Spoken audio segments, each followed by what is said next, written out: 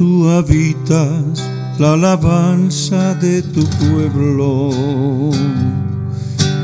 coronado con poder, ángeles alrededor cantan con nosotros alabanza y gloria a ti, Señor. Tú habitas la alabanza de tu pueblo, coronado con poder, ángeles alrededor cantan con nosotros alabanza y gloria a ti, Señor. Santo es tu nombre, oh Dios, santo eres tú.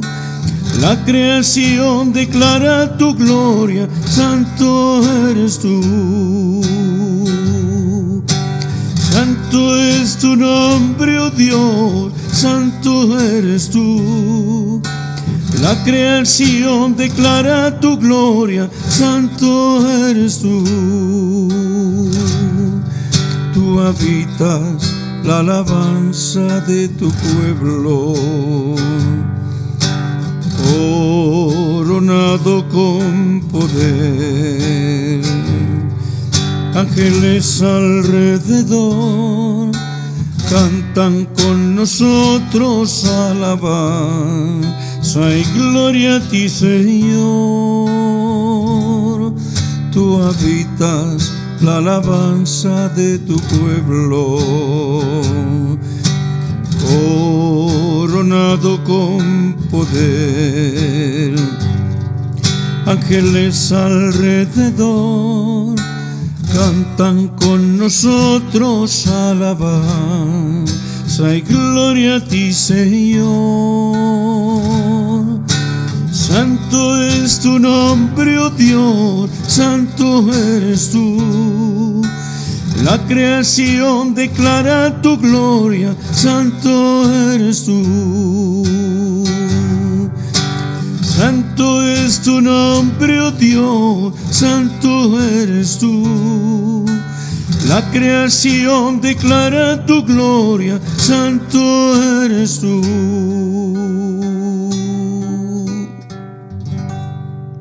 ¿Qué tal, mis amados? Un saludo muy afectuoso de Luis Eduardo López, el siervo de Jesucristo. Para seguir con los estudios de la Sagrada Palabra de Dios, el libro del profeta Isaías, hoy con el capítulo 5, en un tema que he titulado El fracaso voluntario.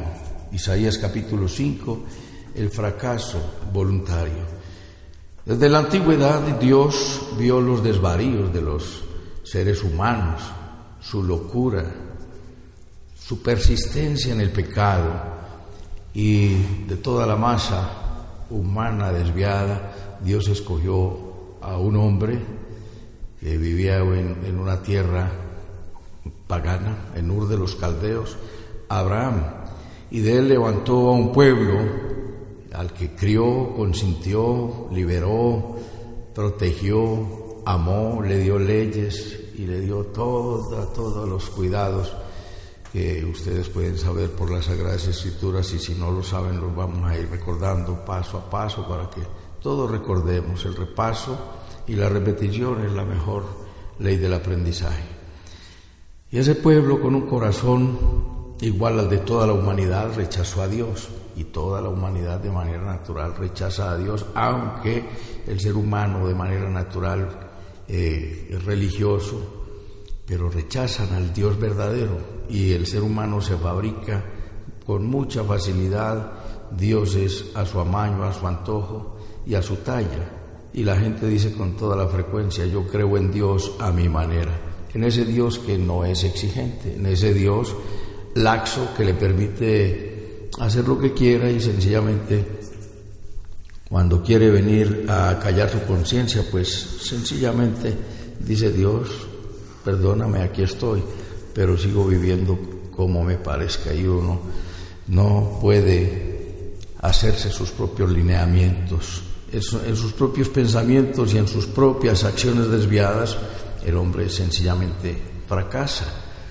Y totalmente alejado de Dios, y no solamente alejado de Dios, que muchas veces hostiles, porque vemos que la gente dice, no, yo no creo en Dios, Dios no existe, y el asunto es que no es que no crean en Dios, sino que están enojados con Dios por alguna manera, alguna historia, algo les pasó, de pronto tuvieron una dificultad, tragedia, enfermedad, dolor, frustración o fracaso, y le arremetieron contra Dios, y Dios no existe porque si Dios existiera yo no hubiera pasado por esto.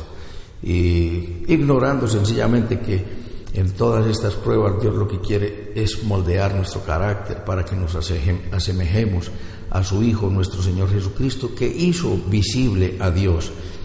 La palabra dice, Juan 1:18, a Dios nadie le vio jamás, el unigénito del Padre Él le ha dado a conocer, ¿sí? Entonces, el hombre es hostil a Dios, ¿sí? Y es cruel hacia su prójimo. Dios, en la antigüedad, a su pueblo los llamó, los liberó, habló a través de siervos y envió profetas para hacerles caer en cuenta del error, para corregirlos, para hacerlos venir a Dios o volver a Él cuando hablaba de su pueblo, y despertar la sensibilidad, ¿sí? Despertar la consideración y el amor por el prójimo. El ser humano es altamente desconsiderado. Y vemos ese Dios maravilloso que levanta a ese pueblo, lo cría, lo libera, lo protege, a ese Dios hermoso que le habla al pueblo una y otra vez, guiándolos al arrepentimiento, y es hablando, y aquí en este caso particular del tema de hoy, vemos a un profeta cantor. El profeta Isaías les habló y les anunció que se trataban, que ellos estaban completamente alejados de Dios, les habla de juicio, hace una acusación, ¿sí? Y la creación la tiene por testigo, que el hombre se ha alejado de Dios. Hay un contraste acerca de la fidelidad de Dios y de la infidelidad del hombre. El hombre, el buey, el animal y el asno, como lo dice en el capítulo 1, versículo 3, el animal conoce a su dueño, pero el pueblo de Dios desconoce a ese Dios que les formó, les hizo y les consintió. De muchas maneras le habló, y en este capítulo, en el capítulo 5, nos habla de el profeta cantor. Nos dice, vamos a ver dos puntos acá en esta enseñanza. Es el profeta cantor que canta por Dios y canta a su viña en una parábola. Miremos entonces el capítulo 5, versículo 1. Ahora cantaré por mi amado el cantar de mi amado a su viña. Tenía mi amado una viña en una ladera fértil, la había cercado y despedregado y plantado de vides escogidas. Había edificado en medio de ella una torre y hecho también en ella un lagar, y esperaba que diese uvas, y dio uvas silvestres. Ahora pues, vecinos de Jerusalén, varones de Judá, juzgad ahora entre mí y mi viña. ¿Qué más se podía hacer por mi viña que yo no hubiera hecho por ella? ¿Cómo, esperando yo que diese uvas, ha dado uvas silvestres? Os mostraré, pues, ahora lo que haré yo a mi viña. Le quitaré su vallado y será consumida, aportillaré su cerca y será hollada, haré que quede desierta, no será podada ni cavada, y crecerán el cardo y los espinos, y aún a las nubes mandaré que no derramen lluvia sobre ella. Ciertamente la viña de Jehová de los ejércitos es la casa de Israel, y los hombres de Judá, planta deliciosa suya. Esperaba juicio, y he aquí vileza, justicia, y he aquí clamor. Vemos entonces, en primer lugar, el profeta cantor le canta a la viña de Dios y le canta por Dios. Está entonando su cántico por Dios y en nombre de Dios, y le está cantando a su viña, que fue lo que hizo con su viña. Él tenía una viña, había plantado esa viña. Nos dice el último versículo que leímos que la viña es la casa de Israel. Y los hombres de Judá vienen a ser la planta deliciosa suya. ¿Qué hizo Dios con su viña? La plantó en una ladera fértil, los puso en la tierra de Canaán, la tierra que fluye leche y miel. No la puso en cualquier lugar, en la tierra que fluye leche y miel. Cuando el pueblo salió de la esclavitud en Egipto, los invitó porque los iba a llevar a una tierra hermosa, y ustedes recuerdan la inspección que hicieron los espías de Josué y cómo llevaron un racimo de uvas que lo tenían que cargar en un palo entre dos. ¿Cómo serían esas uvas? Más grandes que naranjas.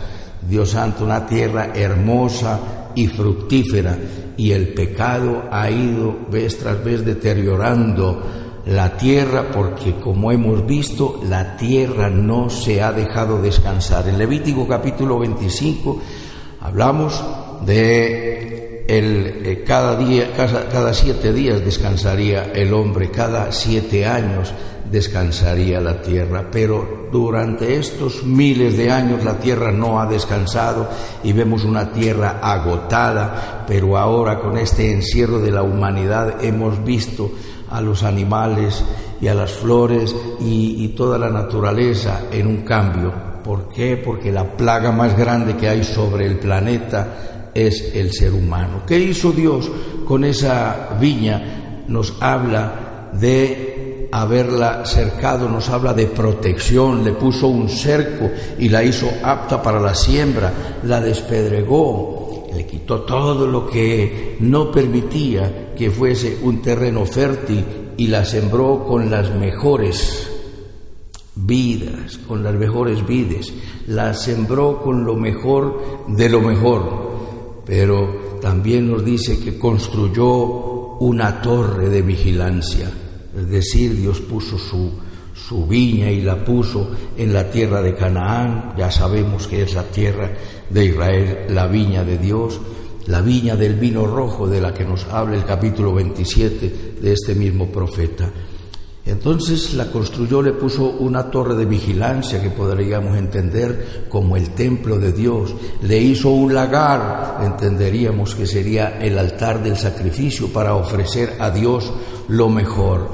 Después de todos estos cuidados, vemos que esa viña dio el más mal resultado.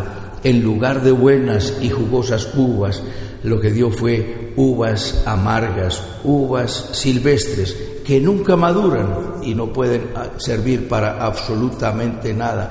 Tenían la apariencia del fruto deseado, pero eran inservibles e inadecuadas para todo buen propósito. Recuerda como la uva silvestre es muy parecida a la buena uva, pero solamente en apariencia, como el sembrador que salió a sembrar y sembró el trigo, y en la noche salió el malo y sembró su semilla, sembró cizaña. Cuando ya brotaron las plantas, vieron los agricultores, digo, nosotros sembramos la buena semilla, pero ¿quién ha sembrado la cizaña? Eso no lo conoce sino un experto, porque a los ojos la apariencia de la cizaña y del trigo es muy similar y tienen una espiga similar y da una harina similar, con la diferencia que es tóxica. La de la cizaña es tóxica,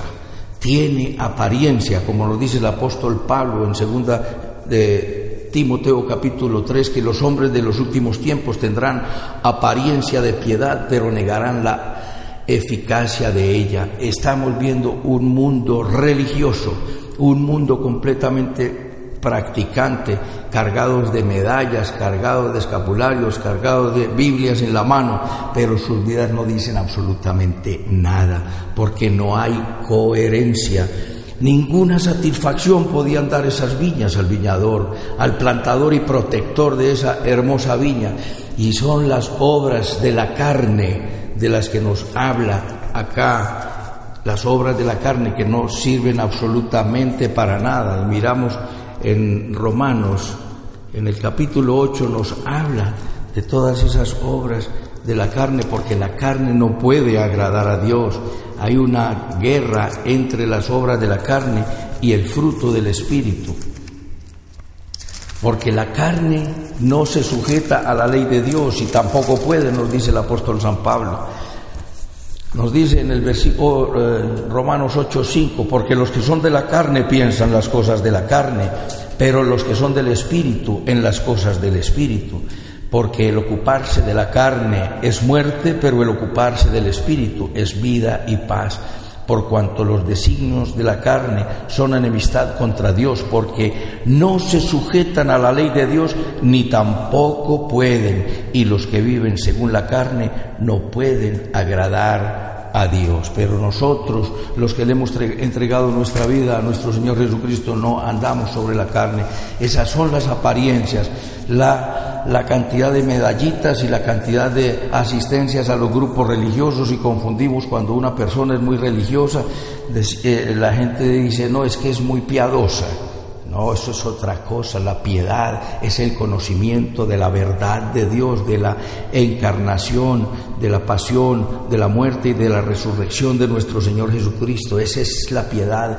1 Timoteo 3:16 nos dice que indiscutiblemente grande es el misterio de la piedad. Dios se manifestó en carne y fue visto en el mundo, predicado entre los gentiles, visto de los ángeles y recibido arriba en gloria. Ese es el misterio de la piedad, la encarnación, la muerte y la resurrección de nuestro Señor Jesucristo.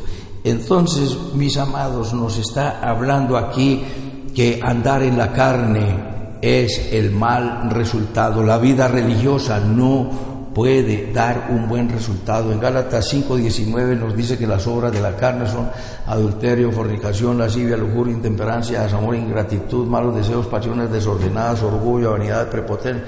Todas esas cosas son las obras de la carne. Mas el fruto del Espíritu es cuando Cristo viene a tu corazón por el Espíritu Santo, entra en tu corazón por creer en Jesucristo, produce el fruto. ¿Y qué es el fruto? El carácter, para que te asemejes a Cristo y dejes de vivir según tus propios designios y vivas de acuerdo a la voluntad de Dios, y reflejar el amor de Cristo en amor, gozo, paz, paciencia, benignidad, bondad, fe, mansedumbre y templanza, nos dice Gálatas 5:22 y 23.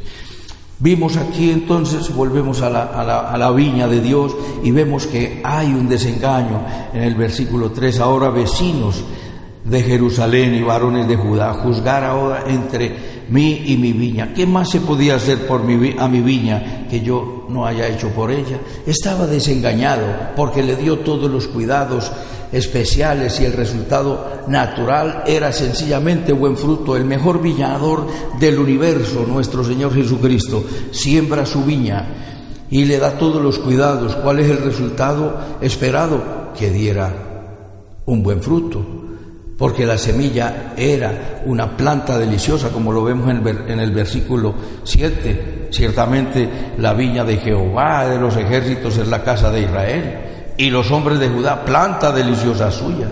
¿Qué habría que dar? Buenos resultados. Con un Dios tan hermoso es la vida que Dios pide de cada uno de nosotros que nos hemos entregado a nuestro Señor Jesucristo. Era el mejor cuidador. Entonces, ¿qué ocurre? Que dice allí a renglón seguido que la viña tendría que ser castigada. Nos dice en el capítulo 27, versículo 2, en aquel día cantad acerca de la viña del vino rojo. Nos va a hablar aquí el profeta de nuevo de la viña de Dios, y es una viña del vino rojo, porque de toda esa cosecha habría de dar el mejor vino, de vinos refinados, como nos dice en el capítulo 25, de vinos refinados y de gruesos tuétanos nos va a alimentar el Señor, y de manjares suculentos. Y esa viña del vino rojo, dice versículo 3, capítulo 27, yo Jehová la guardo, cada momento la regaré, la guardaré de noche y de día, para que nadie la dañe, pero a causa de ella misma. Hemos dicho muchas veces que las dificultades que Dios tuvo que enfrentar para el pueblo, para defender al pueblo de Israel, no era con los enemigos, mayormente era al interior de su pueblo, al interior de su viña hermosa. Entonces, ¿qué hizo? La tuvo que entregar, y dice el versículo 8 del capítulo 27, con medida lo castigarás en sus vástagos. Él lo remueve con su recio viento en el día del aire solano. De esta manera, pues, será perdonada la iniquidad. Dios ha soportado, como lo vemos también en el capítulo 46, que te he soportado desde el vientre y te soportaré hasta tus canas y aún hasta la sepultura. Entonces, volvemos al capítulo 5 y nos dice, os mostraré pues, en el 5:5, os mostraré pues ahora lo que haré yo a mi viña, le quitaré su vallado, será consumida, aportillaré su cerca y será hollada, haré que quede desierta. Esa protección sería quitada y su cosecha será aún peor, porque nos habla de espinos y cardos, será lo que crecerá allí. Estará completamente y sin lluvia. Versículo 6 nos dice que mandará a la lluvia a que no venga sobre esa tierra. Nos dice en Deuteronomio capítulo 29, esa fue la sentencia que Dios habría de dictar contra su pueblo por la desobediencia. En el capítulo 29 nos dice en el versículo 18, no sea que haya entre vosotros varón o mujer o familia o tribu cuyo corazón se aparte hoy de Jehová nuestro Dios para ir a servir a los dioses de esas naciones. Y en el versículo 23, el apartarse de Dios, Dios le anunció al pueblo de Israel cuando ya apenas iban a entrar, no habían entrado siquiera a la tierra de Canaán, pero ya habían sido libres de la esclavitud. Nos dice 29:23, azufre y sal será, azufre y sal, abrasada toda su tierra, no será sembrada ni producirá ni crecerá en ella hierba. Sí, sucedió como en la destrucción de Sodoma y de Gomorra. Y entonces le preguntarán después qué fue lo que pasó aquí. Sencillamente dice el versículo 25, por cuanto dejaron a Jehová, el Dios de Israel.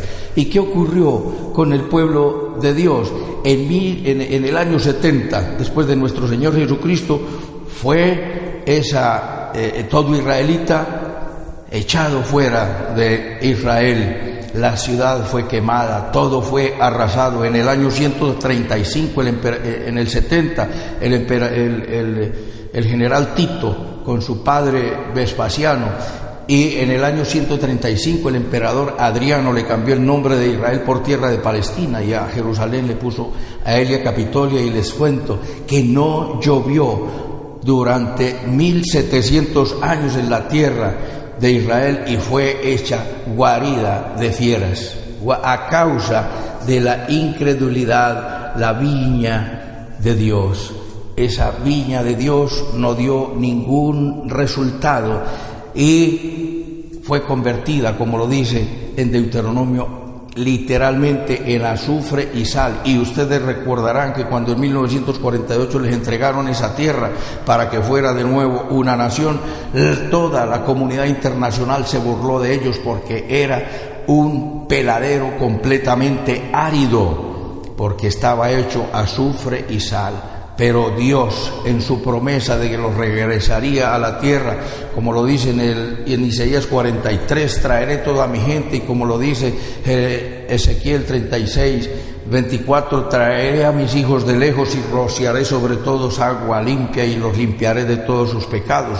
Restauración que Dios promete a su pueblo aquí en el mismo libro de Isaías, en el capítulo 1, limpiaré mi viña.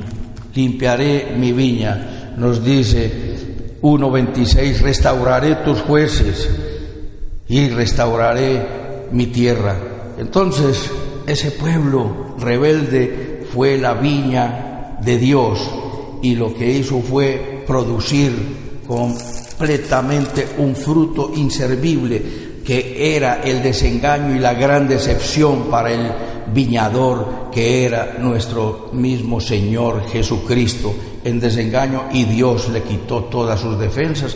¿Qué ocurre cuando el hombre peca? Dios te rodea de ángeles, y cuando andas en integridad, el maligno no puede penetrar. Pero cuando tú pecas, haces una fisura en tu vida y un ángel se quita, y por ahí entra el demonio y arrolla. Pero cuando nosotros andamos en integridad, en rectitud y en santidad, el malo no nos puede tocar, solo que Dios se lo permita para pasar por una prueba. ¿Por qué Dios permitiría que Satanás nos tocara? Sencillamente para darnos crecimiento espiritual y para moldear nuestro carácter. Por eso el carácter orgulloso ha de transformarse en un carácter humilde. Por eso las obras de la carne, el orgullo, que es una obra de la carne, ha de transformarse en fruto del Espíritu. Transformarse no porque no hay transformación, sino sencillamente el orgullo tiene que morir y tiene que surgir un nuevo fruto llamado humildad. En segundo lugar, vamos a ver a partir del versículo 8 la vileza y la crueldad, la cosecha de la viña de Dios. ¿Qué cosechó el viñador? Vileza y crueldad. Y nos habla de 6 ayes, y 2 nos habló en el capítulo 3. 2 ayes nos habló en el capítulo. Ay, es un lamento del profeta por el pueblo pecador.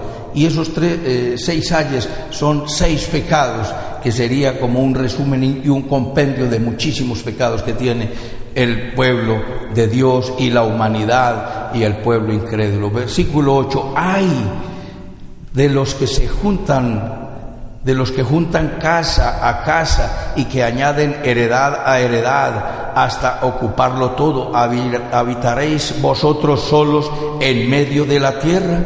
Ha llegado a mis oídos de parte de Jehová de los ejércitos que las muchas casas han de quedar asoladas sin morador, las grandes y hermosas, y 10 yugadas de viña producirán un bato, y un homer de semilla producirá un efa. Es decir, estaban acumulando tierras y tierras sobre tierras, y acumule, y esto iba en contravía de la ley de nuestro Dios.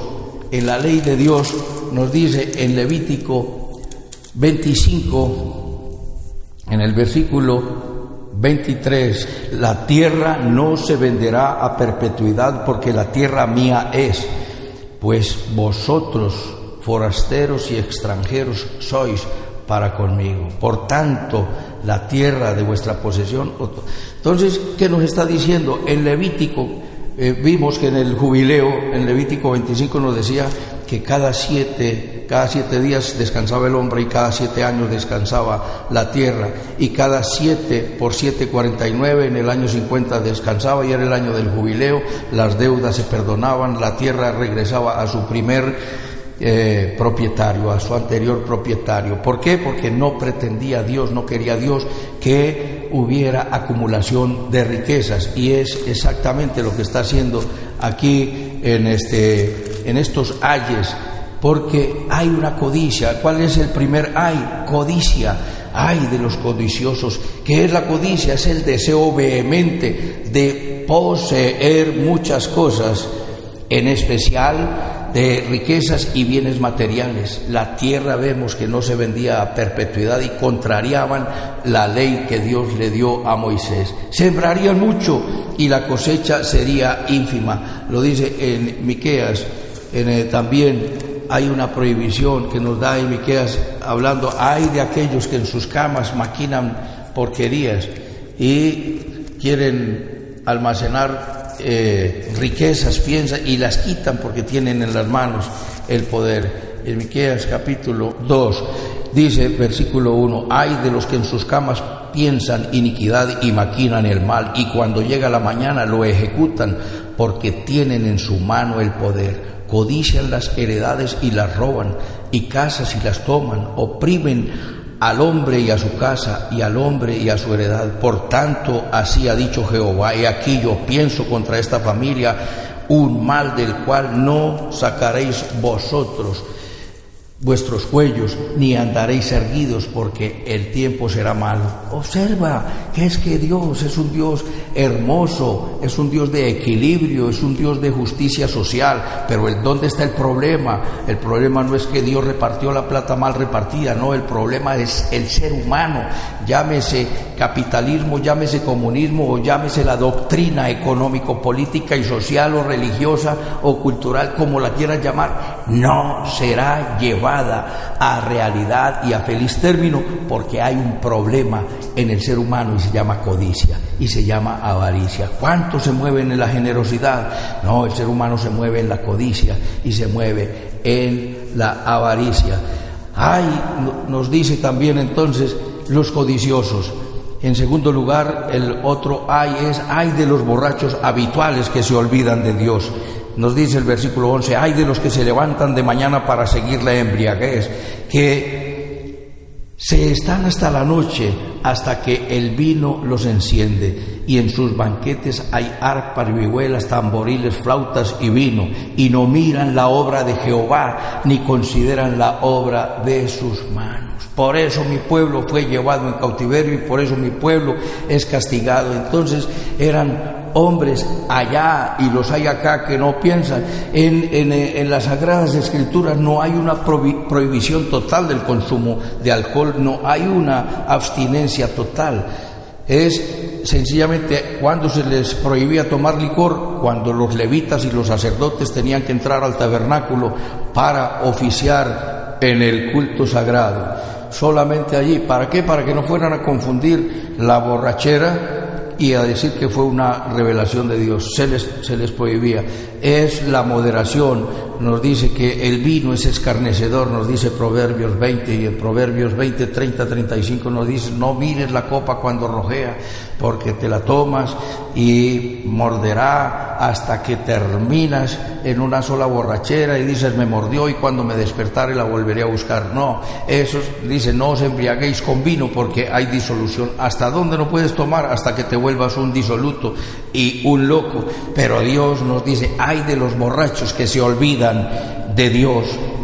Y para que el ser humano, los levitas tenían que entrar al tabernáculo y tenían que aprender a distinguir que era lo profano y lo santo, que no confundieran una alucinación alcohólica como con una revelación de nuestro Dios. Sí, nos dice en Efesios 5:18: no os embriaguéis con vino, porque hay disolución. El ay de los codiciosos, el ay de los borrachos. El tercer lamento es de los que hablan en vanidad, en pecado y en iniquidad. Versículo 18: ay de los que traen iniquidad con cuerdas de vanidad. Vives en la vanidad y el pecado lo traen como coyundas de carreta, los cuales dicen: venga ya, apresúrese la obra, a ver, acérquese y venga el consejo santo para que lo sepamos. Entonces ponen a prueba a Dios: a ver, Dios, manifiéstate, a ver si vamos a creer en ti, haznos un milagro, como le dijeron a Jesús cuando estaba en el juicio, y pensaron que era un payaso de circo, y Herodes quería ver los milagros. Y es hay un lamento que el profeta tiene contra este tipo de insolencias, contra los indolentes que están atados al pecado y aún así hablan de Dios y de sus advertencias contra el pecado y dicen: Dios no nos ve. Sí existe Dios, son escarnecedores y son burladores de Dios. Dice: ¿dónde está pues su Dios? Como nos dice en el Salmo 2 y como lo dice segunda de Pedro capítulo 3, dice: desde que nuestros padres murieron y están diciendo que Jesucristo vuelve, y esto no ha ocurrido. El siguiente está el de los engañadores, y nos dice el versículo 20: hay de a los que a lo malo dicen bueno y a lo bueno malo, que hacen la luz por tinieblas y las tinieblas por luz, que ponen lo amargo por dulce y lo dulce por amargo. Los que utilizan, es decir, tenemos el malo es malo, pero en esta sociedad de consumo, en esta sociedad donde el bandido tiene riqueza y es reverenciado, eso es lo que desagrada a Dios. A eso se refiere nuestro Señor acá con su hermosa palabra, y es lo que se ha llamado el eufemismo. Es la frase maquillada para dar aprobación a lo inmoral o a lo ilegal y convertirlo en moral y en legal. Es una costumbre, es como han llamado al secuestro. No, es que esto no es un secuestro, esto es una retención transitoria. Los que dicen, no, es que no es un despido, es una reducción de personal. A la a la vejez le dicen edad dorada. Sí, morir ya le dicen pasó a mejor vida, ¿cierto? Y la persona con capacidades diferentes, discapacidades, ya no se le puede decir inválido. Bueno, nadie ha de ofenderse porque tenga este impedimento natural o físico. El conflicto armado, para decir guerra, dicen conflicto armado. No, estamos en guerra, y los zampones se han querido tomar el poder, y no se lo tomaron con las armas como león rugiente, se lo quieren tomar como una serpiente que se arrastra. Entonces, hablar con hipocresía y con doble sentido, con el propósito de engañar, es el ay del que nos está hablando acá, maquillando las palabras para querer decir otra cosa y suavizar el azote y el castigo de la realidad. El que habla mentiras a su prójimo, hablan con labios lisonjeros, con doblez de corazón, Jehová los destruirá, dice el Salmo capítulo 12, versículos 2 y 3. Un vaso es como decir, ¿usted qué me entendería si le digo que me den un vaso del líquido perlático de la consorte del bramador de las praderas? ¡Uy, qué frase tan bonita! Un vaso del líquido perlático de la consorte del bramador de las praderas. Eso es decirle, denme un vaso con leche. Eso es a título de humor, pero es lo que hace. Ay del que a lo malo dice bueno y a lo bueno dice malo. Es como alguien dijo, al pan pan y al vino vino, pero tenemos que decir las cosas siempre con delicadeza, y no decir es que yo soy muy franco. No, usted lo que es muy grosero. Con misericordia y con verdad se dicen las cosas. Hay que decir todas las cosas, pero hay que decirlas con verdad. El otro ay es el de los orgullosos y prepotentes, los que todo lo saben. Ay, versículo 21, ay de los sabios en sus propios ojos y de los que son prudentes delante de sí mismos. Se lo saben todos, son sabios en su propia opinión, alardean de sabiduría y obran en una autoexaltación en lugar de consultar a Dios. Toman las decisiones, todas sus decisiones las toman sencillamente por su propio criterio, y como nos dijo en Romanos 1:22, dice, profesando ser sabios, se hicieron necios, y su necio corazón fue entenebrecido. El siguiente ay, y el último, el versículo 22, ay y 23, dice, ay de los que son valientes para beber vino y hombres fuertes para mezclar bebida, los que justifican al impío mediante cohecho y al justo quitan su derecho. Ay de los prevaricadores es este sexto ay de los prevaricadores, el que justifica al impío, al delincuente y al bandido por cohecho para quitarle el derecho al justo. Recuerda en el capítulo 1 que vimos que los príncipes, los gobernantes son prevaricadores y amigos de bandidos, y el juicio tiene que salir según verdad. Era el problema que estaba existiendo en esta misma época, en el año 2700. Era la época de el libro del profeta Habacuc, más o menos el año 650, por esos lados, 700 antes de Jesucristo. Dice, ¿hasta cuándo me haces ver tanta maldad ante mis ojos? La sociedad está cargada de pecado, por eso la justicia es torcida y el juicio no sale según la verdad. Y Dios le dice, tranquilo, que les mandaré a los caldeos, y es lo que sigue diciendo aquí en el resto del capítulo, que les dejo la tarea para que lo lean, que solamente serán unos 6 versículos, pero que ustedes lo van a rechazar, a recibir leyéndolo y estudiándolo, porque estos hombres, los del último ay, prevaricadores, buscaban desfavorecer al justo y al débil, dándole la razón al que no la tiene, sencillamente por dinero. Nos dice que serían flores como si estuvieran cortadas y sin raíz, es decir, serían efímeros, se van a desvanecer como el polvo. Del versículo 24 al 30, Dios llamaría a los caldeos, como se les estoy contando en el libro del profeta Isaías, nos cuenta esa historia también. El ejército veloz y arremetería contra su pueblo si no se arrepentían, pues nos dice el versículo 25 que con todo esto no ha cesado su furor, sino que todavía su mano está extendida. La mano de Dios está extendida.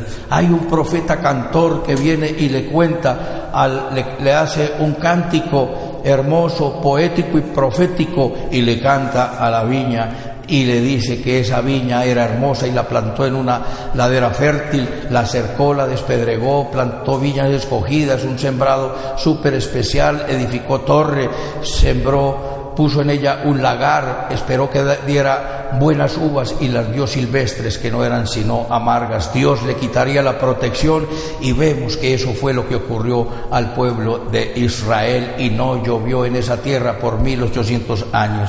La razón de todo esto eran los pecados, y solo enumera 6 pecados, que lo repetimos: los codiciosos, los borrachos habituales, los que andan en la vanidad, el pecado y la iniquidad, los que son indolentes, los engañadores que a lo malo dicen bueno y a lo bueno dicen malo, como lo dice en el Salmo 15, aquel a cuyos ojos el vil es menospreciado, es decir, aquellos a cuyos ojos el malo es malo, pero no le soben la solapa al perverso y al bandido solamente porque tiene dinero, porque estarás dentro de los castigados por esta sentencia que Dios promete. Allá la dijo y fueron entregados en cautiverio. Aquí es probable que seas entregado en un cautiverio de enfermedad o de ruina económica o laboral. Dios quiere bendecirte. Ay de los orgullosos prepotentes que lo saben todo. Ay de los prevaricadores que justifican al impío, al criminal, para quitar el derecho al pobre. ¿Qué hacer entonces, mis amados? Está diciendo el versículo 25 que con todo esto la mano del Señor todavía está extendida. ¿Qué hacer? Aceptar el renuevo, como lo vimos en el capítulo anterior, en el capítulo 4, el renuevo de nuestro Dios, que trae hermosura, trae gloria, trae majestad, trae el fruto de la tierra. Vimos en el capítulo 3 que Dios quitará al abastecedor y sustentador, al fuerte le quitará todo el sustento y socorro de pan, pero es pan de miseria, pan de ruina y pan de dolor. Cuando viene el Señor hará fructificar tu tierra, hará fructificar tu vida. De manera, mis amados, ¿qué hacer? No, estas cosas están escritas para darnos ejemplo a nosotros, para que nosotros no codiciemos cosas malas como ellos codiciaron. Esto fue escrito, por ejemplo, nosotros, para darnos ejemplo a nuestras vidas. Da fruto de la tierra y nos habla de grandeza y de honra para el pueblo de Dios, para el arrepentido. Escápate, mi amado, del justo juicio de Dios y deja de hacer maldad. Tu empresario, tu jefe, patrón, trata bien a tus empleados, págales bien, compra la mercancía al campesino en el justiprecio que él gane, y dejemos de oprimir. Por eso se ha levantado una fuerza diabólica más perversa, que es la del comunismo, más perversa que la del capitalismo. Ambas son perversas porque las dos han oprimido, pero Dios tiene un evangelio y una palabra de justicia social. Justicia social. haz lo justo, haz lo bueno. El que tiene 2 capas, dele una al otro. El que tiene 2 túnicas, dele una al otro. No preste una para la revolución. Entrégate a Jesucristo y apártate de todos esos lamentos de ser un codicioso, un borracho habitual, que te olvidas de Dios, que andas en vanidad, en pecado, en iniquidad, que eres un engañador diciendo a lo malo bueno y a lo bueno malo, que eres un orgulloso, prepotente, altivo y soberbio y eres un prevaricador. No, dile a lo bueno que es bueno y haz lo bueno y recibirás recompensa y galardón, porque el renuevo justo trae para ti bendición, bondad, justicia y frutos de la tierra. Y Dios quiere bendecirte en medio de esta dificultad mundial, pero la mano, recuerda, la mano de Dios está extendida. Solamente quiere que tú digas: Señor, quiero aceptar el llamado y la invitación que me haces a formar parte de tu familia, la familia de la fe. Inclina tu rostro allí donde estás y dile conmigo una palabra de compromiso y de entrega a nuestro Dios. Bendito Padre Celestial, te doy las gracias por tu palabra. Te pido perdón por todos mis pecados. Confieso que Jesucristo es mi Señor, mi Dios y mi Salvador. Te entrego mi vida. Te pido, Espíritu Santo, que vengas a establecer tu reino en mi vida. Me transformes, me moldees, amado Salvador, porque quiero dar buen fruto, amado Salvador.